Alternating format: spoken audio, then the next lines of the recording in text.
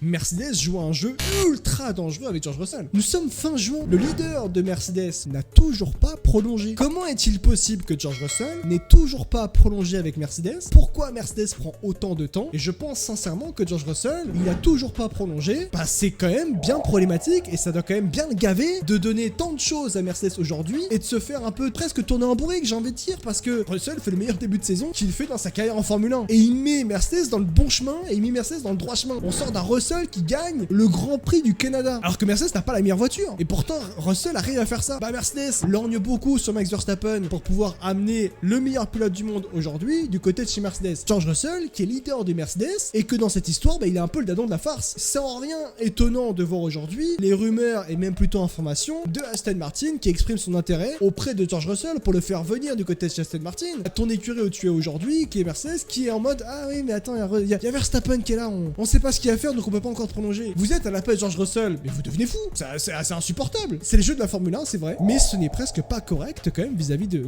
ton leader qui te fait un début de saison absolument fantastique. Là on a toujours rien. C'est quand même assez étonnant quand même cette histoire.